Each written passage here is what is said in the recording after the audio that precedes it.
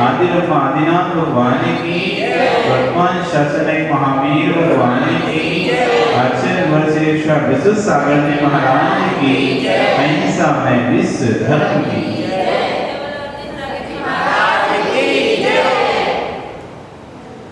कल हम यहाँ पर सर्वज्ञ सिद्धि के लिए पुरुषार्थ कर रहे थे, क्योंकि जब तक सर्वज्ञ सिद्धि नहीं होगी तो सर्वज्ञ के आगम की सिद्धि भी नहीं हो सकती। जब तक वक्ता का प्रमाणिकता सिद्ध नहीं होगी, उसके वचनों की प्रमाणिकता सिद्ध नहीं हो पाती। तो सर्वज्ञ सिद्धि में हमने कुछ हेतु दिए थे। पहला हेतु था, कोई व्यक्ति कहता है कि सर्वज्ञ नहीं होता, तो उससे पहला प्रश्न पूछा था कि सर्वज्ञ कब नहीं है, यहाँ नहीं है कि कहीं भी नहीं है। सर्वज्ञ तो जानते हैं किसे कहते हैं? सर्वज्ञ जो तीनों कालों की बातों को जानता है। भूत में जो जो घट चुका है उन सभी को, वर्तमान में जो घट रहा है उसको, और भविष्य में जो जो घटेगा, जो जो होने वाला है, उन सभी बातों को जो जाने उसका नाम होता है सर्वज्ञ। तो हमने व्यक्ति से पूछा, एक व्यक्ति कहता है कि ऐसा कोई व्यक्ति तो दिखाई देता नहीं है। इससे सिद्ध होता है कि ऐसा कोई सर्वज्ञ नाम का व्यक्ति नहीं होता। तो हम उससे पूछते हैं, ये आपने जो कहा है कि सर्वज्ञ नहीं होता, इस भरत क्षेत्र के पंचम काल में नहीं होता या कहीं भी नहीं होता? यदि भरत क्षेत्र के पंचम काल में नहीं होता तो स्वीकार है, वो तो हम भी स्वीकार करते हैं कि वर्तमान में सर्वज्ञ नहीं है,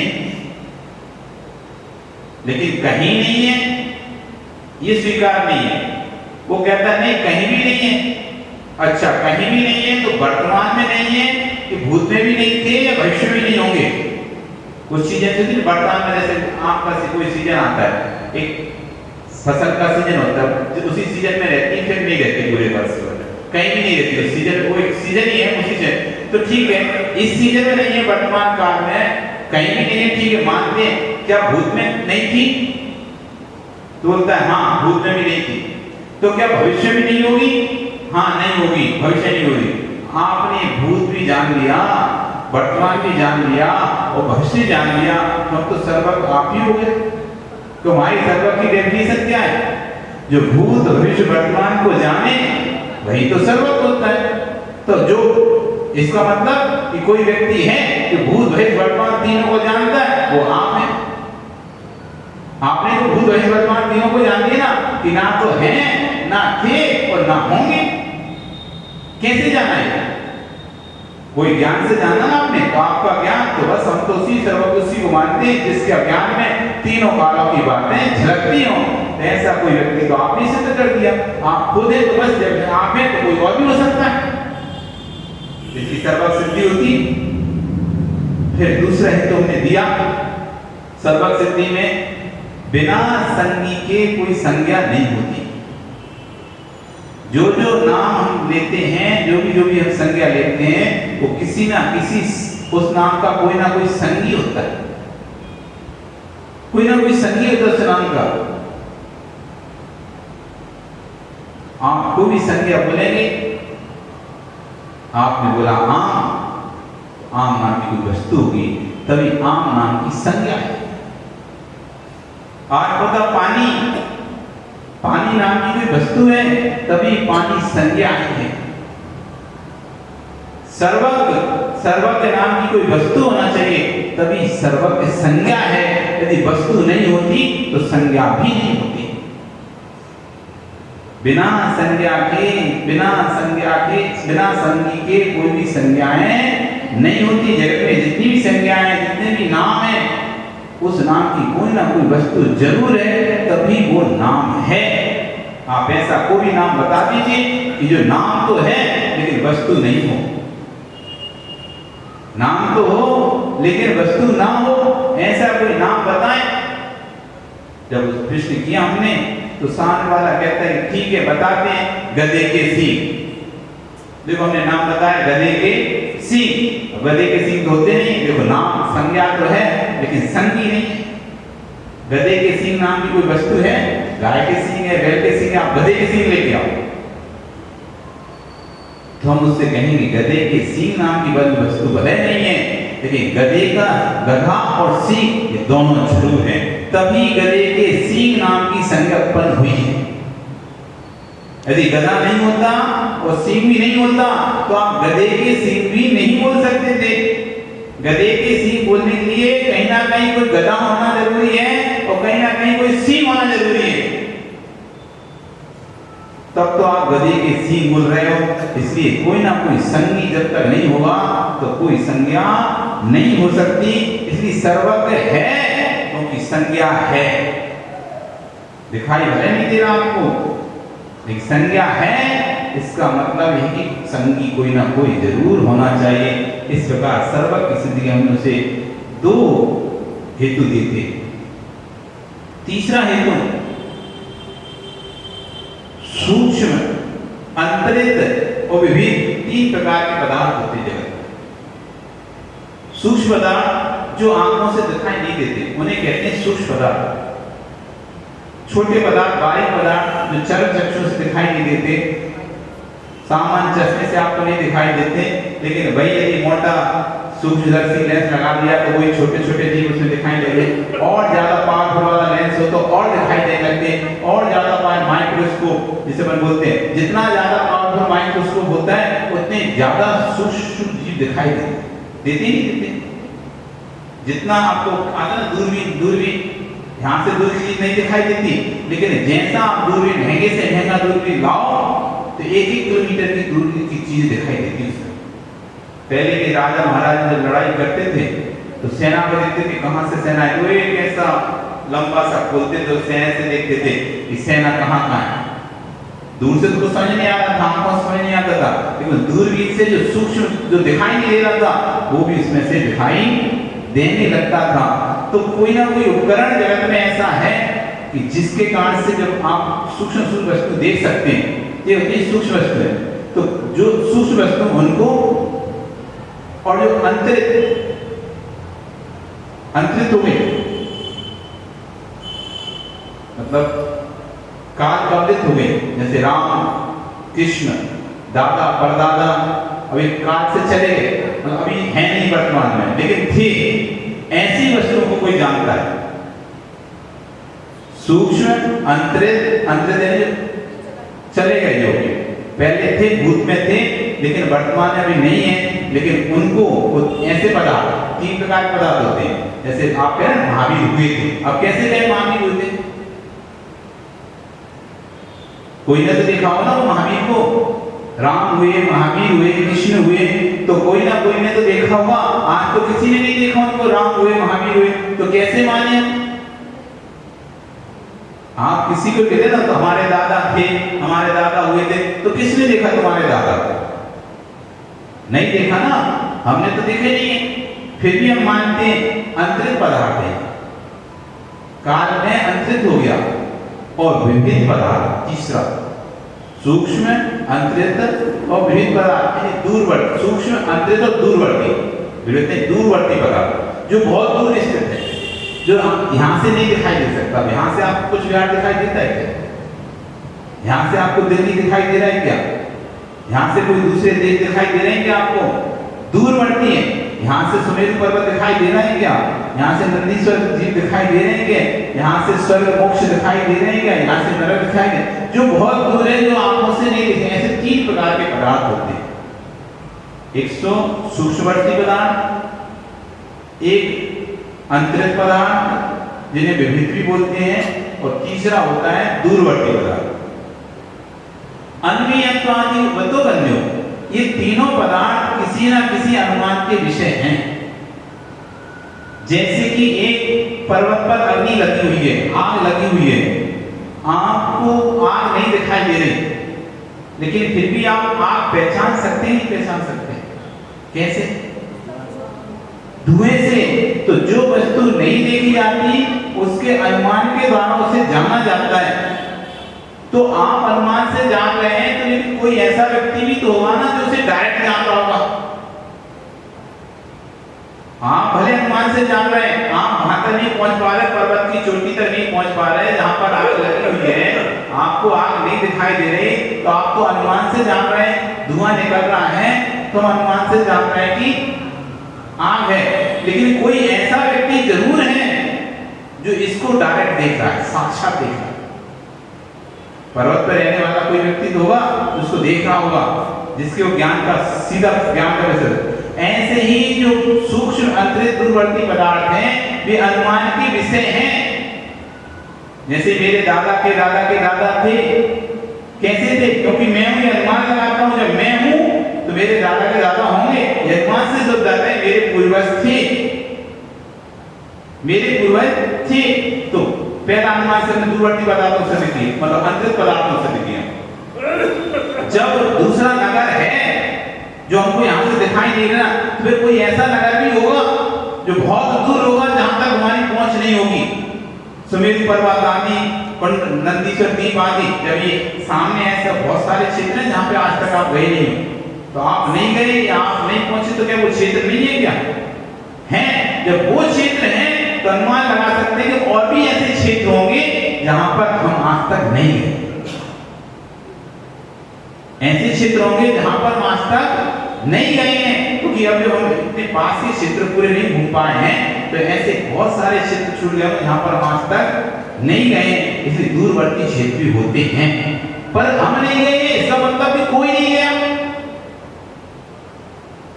हम नहीं गए इसका मतलब कि कोई नहीं गया। कोई तो गया होगा ना, किसी क्षेत्र पर किसी देश में हम नहीं गए तो इसका मतलब कि कोई भी वहां नहीं गया, ऐसा नहीं कह सकते ना।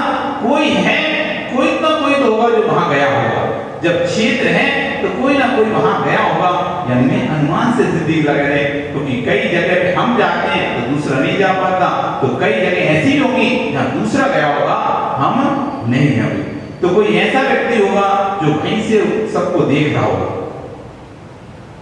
दूरवर्ती पदार्थ, अंतरिक्ष पदार्थ। अब सूक्ष्म पदार्थ, जब सूक्ष्मदर्शी पदार्थ से, सूक्ष्म यंत्र से ऐसी वस्तुओं को देख लेते हैं, सामान्य आंख से नहीं दिखाई देती, लेकिन यंत्रों से दिख जाती है। एक वस्तु जो एक व्यक्ति को यहां से दूर तक का दिखाई दे रहा है और दूसरे को नहीं दिखाई दे रहा, इसका मतलब क्या हुआ कि वस्तु नहीं है। क्या दिखाई नहीं दे रही, इसका मतलब वस्तु नहीं है। वस्तु है, आपकी आंख कमजोर है, जैसे चश्मा लगाते हो तो साफ इस पर दिखाई देगा, और कुछ और ज्यादा पावरफुल कोई चीज लगाते हो तो और ज्यादा इस पर दूर से दिखाई देने लगती है। मतलब कोई ऐसा व्यक्ति है जिसको सब कुछ दिखाई देता है, जिसको सूक्ष्म भी दिखाई देती हैं, दूरवर्ती वस्तुएं दिखाई देती हैं और अंतरिक्ष वस्तुएं। ये सारी वस्तुएं अनुमान का विषय हैं। ये सारी वस्तुएं किसके विषय हैं? अनुमान से जानी जाती है। इसलिए जो वस्तु अनुमान से जाती हैं वो किसी ना किसी के प्रत्यक्ष जरूर होती है। बिना प्रत्यक्ष के अनुमान होता नहीं है। आपने कहा पर्वत पर अग्नि है, तो आपसे पूछे पर्वत पर अग्नि आपने कैसे जाना, तो आप क्या बोले? धुआं से जाना। तो क्या कभी आपने धुआं अग्नि को साथ में नहीं देखा क्या?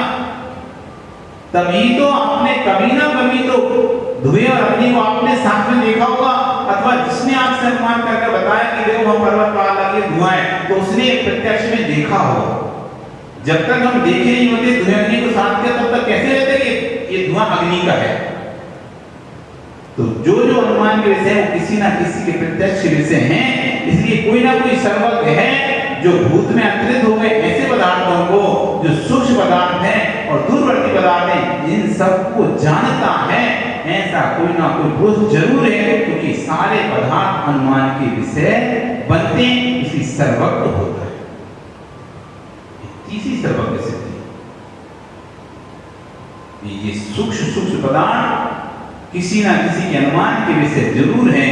जो अनुमान का विषय होता है वो किसी ना किसी का प्रत्यक्ष का विषय जरूर होता है। कोई ना कोई ऐसा व्यक्ति है जो यहाँ पर प्रत्यक्ष बैठकर उसको देख रहा है, उसी का नाम है सर्वज्ञ। जब हम सर्वज्ञ की सिद्धि किए तो सामने वाला व्यक्ति तिलमिला जाता है, बोलता है ठीक है सर्वज्ञ मान ले रहे चलो, पर ऐसा व्यक्ति नहीं मानेंगे जिसमें कोई दोष ना हो।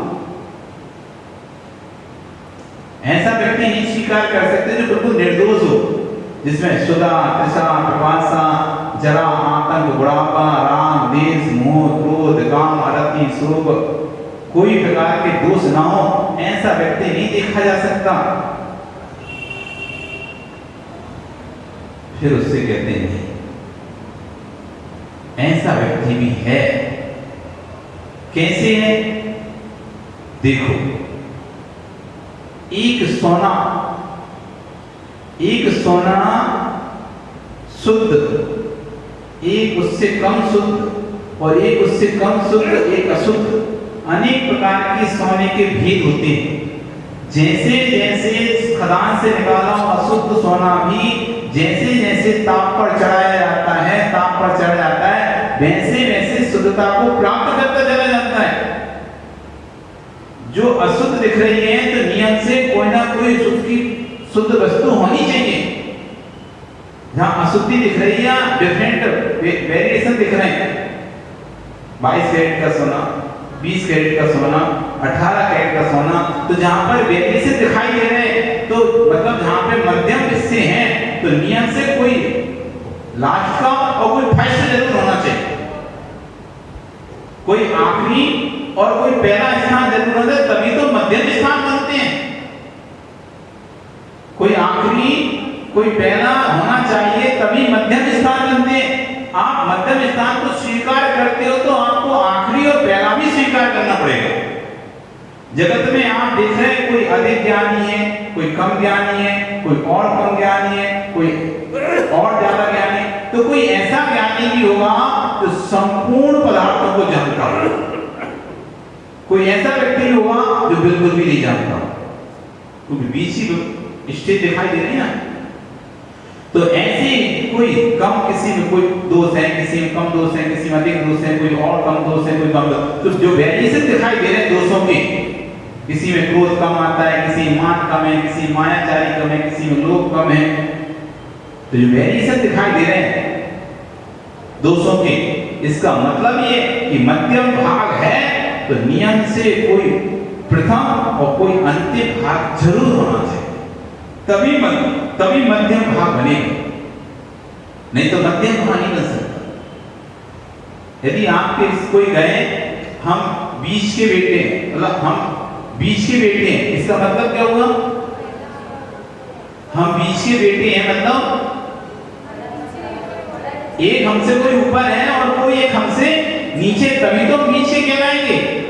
दो में बीच के नहीं कहलाते, एक में कभी बीच का नहीं कहलाता।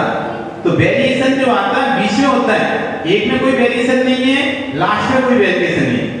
फर्स्ट में एक ही होता है, लास्ट में एक ही होता है। फर्स्ट में एक ही होगा, लास्ट में होगा। इसके बीच में जितने ही पार्ट होंगे वे मध्यम होंगे, बीच के पार्ट होंगे। तो बीच का पार्ट है, इसका मतलब ये कि कोई फर्स्ट और कोई लास्ट। हम कहाँ बैठे? बीच में बैठे। हम बीच में बैठे, इसका मतलब कि कोई इस तरफ भी होगा हमारे, कोई इस तरफ भी होगा, तब जाकर हम कहलाएंगे बीच में। ये पार्ट हमारा कहाँ लगा है? बीच में लगा है। मतलब इस तरफ भी कुछ है खाली स्थान और इस तरफ भी कोई खाली स्थान है, तब तो कह रहे बीच का। यदि हम उस कोने में रहते तो कह पाते बीच का, लास्ट कहते, इधर होते तो फर्स्ट कहते, लेकिन बीच का कहने का मतलब ही है कि कोई फर्स्ट और लास्ट होना चाहिए। तो जो जो वेरिएशन दिखाई दे रहे हैं, बुद्धियों के वेरिएशन दिखाई दे रहे हैं कि कोई कम बुद्धि वाला, कोई अधिक बुद्धि वाला, कोई और अधिक बुद्धि वाला दिखाई दे रहा है, इसका मतलब है कोई ऐसा व्यक्ति होगा जिसकी बुद्धि पर किसी प्रकार का कोई आवरण नहीं होगा। ज्ञान पर, जिसके ज्ञान पर कोई आवरण नहीं हुआ, क्योंकि जितने भी जगत में ज्ञान दिखाई दे रहे हैं वो छोटे ज्ञान दिखाए रहे हैं। किसी का कम आवरण, किसी का ज्यादा आवरण, कोई अधिक ज्ञानी, कोई कम ज्ञानी, कोई बिल्कुल अज्ञानी। तो कोई ऐसा व्यक्ति जरूर है जो पूर्ण ज्ञानी है। जैसे 18 कैरेट का सोना दिखाई दे रहा है, 20 कैरेट का सोना दिखाई दे रहा है, 22 का दे रहा है, तो कोई ऐसा सोना भी होगा जो पूर्ण शुद्ध 24 कैरेट का। तो वेरिएशन है ना, लास्ट और फर्स्ट की जरूरत नहीं देखने की, बीच का दिख रहा है, इसका मतलब ही है कि लास्ट भी है और फर्स्ट भी है। इसलिए कोई ऐसा व्यक्ति जरूर होगा जब दोषों के वेरिएशन दिखाई देते हैं, हम कहते हैं देखो ये व्यक्ति उससे अधिक अच्छा है, इसमें ये दोष नहीं है, इस व्यक्ति में ये दोष नहीं है, इस व्यक्ति में ये दोष नहीं है, इस व्यक्ति में ये दोष है। तो कोई ऐसा व्यक्ति जरूर होगा जो पूर्ण निर्दोष होगा, जैसे कि सोना, कि कोई ऐसा सोना भी होगा जो पूर्ण निर्दोष होगा। बीच वाले सोनों में तो मिलावट है, लेकिन पूर्ण निर्दोष सोना भी होगा। ऐसी कोई ऐसा पूर्ण व्यक्ति भी है जो पूर्ण रूप से दोषों से रहित है, उसी का नाम ही वीतरागी है। जिसका पूर्ण रूप से राग निकल गया। जगत में भी देखा जाता है, कोई अधिक रागी रहता है, कोई कम रागी रहता है, कोई बीच का रागी, किसी को थोड़ा सा मतलब रहता है घर परिवार से, किसी को अधिक मतलब रहता है घर परिवार से, किसी को कम मतलब रहता है घर परिवार से, रहता है राग अलग अलग रहता है। सबका राग अपने अपने घरों से, बच्चों से, पति से, माता पिता से अलग अलग राग रहते हैं सबके, तो वेरिएशन दिखाई देते हैं राग में। तो ऐसा कोई व्यक्ति जरूर है जिसका पूर्ण रूप से राग नष्ट हो चुका है, वही वीतरागी 18 दोषों से रहित सर्वज्ञ है। तर्क से, अनुमान से सिद्ध करते हैं। अब इसको काट के दिखाओ, नहीं काट सकते व्यक्ति। जब आप इस तर्क से आप अपनी बात को सिद्ध करेंगे तो इसको काटने में कोई तर्क नहीं बचेगा। अब तीसरा आया, उनके ठीक है वीतरागी मान ले रहे, चलो आप ऐसा कहते तो वीतरागी मान ले रहे, सर्वज्ञ मान ले रहे, पर हितोपदेशी कैसे माने? आपने कहा था ना, जिसने राग देश कामादिक जीते सब जग जान लिया, एक लाइन तो स्वीकार। चलो, तो जिसने राग देश कामादिक जीत गया, भैया वेरिएशन दिखाई दे रहे हैं, दुनिया से कोई ऐसा व्यक्ति भी होगा जिसमें ये चीज नहीं होगी, क्योंकि फर्स्ट कोई ना कोई होगा, लास्ट कोई ना कोई हो, तभी बीच का थर्ड नंबर आया तो और नंबर आए हैं, नहीं तो नंबर नहीं आते। तो ये भी स्वीकार है। दूसरे से ने कहा कि भाई जो तीनों पदार्थों को जान रहा है सूक्ष्म अनुमान के विषय, तो कोई ना कोई इसको प्रत्यक्ष जानता होगा, ठीक है, ये भी स्वीकार है। लेकिन तीसरा क्या कहा था मैंने? जिसने राग देश कामादिक जीते सब जग जान लिया, सब जीवों को मोक्ष मार्ग का निष्प्रय हो उपदेश दिया। ऐसा तो हम नहीं मान सकते कोई भी, क्योंकि जगत में जो भी दिखता है, प्रशंसा करने वाले पर उसकी कृपा बरस जाती है और उसकी निंदा करने वाला नाराज हो जाता है।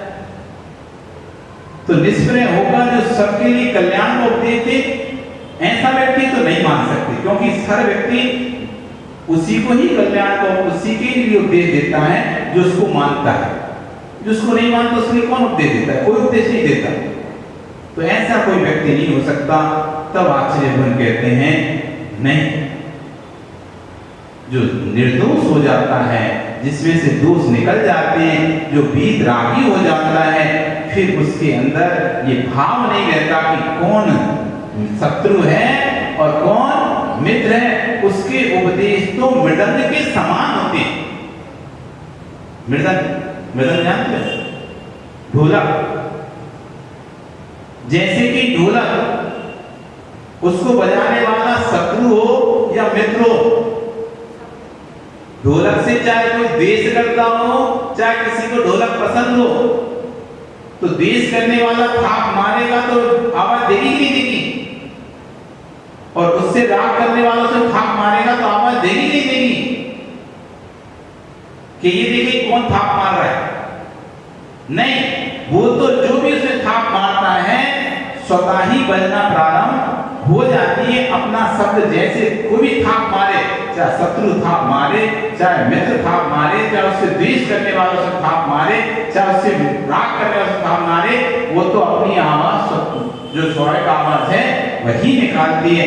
ऐसे जो वीतरागी प्रभु होते हैं, जिनके राग निकल जाता है, पूर्ण दोष निकल जाते हैं, फिर उनके सामने चाहे शत्रु आए, चाहे मित्र आए, चाहे कोई इच्छा लेकर आए, चाहे बिना इच्छा लेकर आए, वो सबके लिए साम भाव से, निष्फल वृत्ति से अपनी दिव्य ध्वनि को खिलाते हैं, अपनी दिव्य ध्वनि को खिलाते हैं, क्योंकि उनके अंदर से राग निकल चुका है। जहां पर राग है वहीं पर तेरा मेरा पना है। जहां पर राग है वहीं पर तेरा मेरा पना है। ये वस्तु मेरी है, ये वस्तु तेरी है, ये वस्तु मेरी नहीं है, ये वस्तु तेरी नहीं है। ये कब तक है? जब तक राग है। तो तेरा मेरा पना में निष्प्रय वृत्ति नहीं हो पाती, निष्प्रय वृत्ति नहीं हो पाती, उसे निष्प्रय लगी रहती है, किसी ना किसी आशा लगी रहती है। तो जहां पर राग बीत जाता है, ऐसा व्यक्ति निष्प्रय होकर फिर मोक्ष मार्ग का उपदेश देता है। इसलिए जो सर्वज्ञ होता है, वितरागी होता है, वही व्यक्ति हित का उपदेश देता है, क्योंकि उसको किसी से मतलब नहीं होता, इसलिए वही व्यक्ति हितोपदेशी। इसलिए तीनों गुण यदि किसी में है तो किसमें? तो वेवांसि निर्दोषो युक्ति शास्त्रा विरोधवान। हे भगवान, ये तीन गुण यदि किसी में है तो आप में ही है, और किसी में ये गुण नहीं पाए जाते, इसलिए नाम की पूजा नहीं करते हम गुणों की पूजा करते हैं। हम किसकी पूजा नहीं करते हैं? नाम की पूजा नहीं करते, हम गुणों की पूजा करते हैं। इसलिए नाम के महावीर की पूजा हमारे दर्शन में नहीं है। नाम के महावीर की पूजा हमारे दर्शनों में नहीं है, गुणों के महावीर की पूजा हमारे दर्शन में। गुणों का होना चाहिए। ये तीन गुण जिसमें होंगे, बुद्ध, वीर, जिन, हरि, हर ब्रह्मा, उसका नाम कुछ भी हो, या उसको स्वाधीन कर कोई और कोई नाम से पुकारो, पर मुझे तीन गुण चाहिए बस। ये तीन गुण जिसमें पाए जाएंगे वही मेरा इष्ट है, अभिमत है और अभिप्रेत है। अब नए शब्द और आ गए, कल व्याख्यान करेंगे।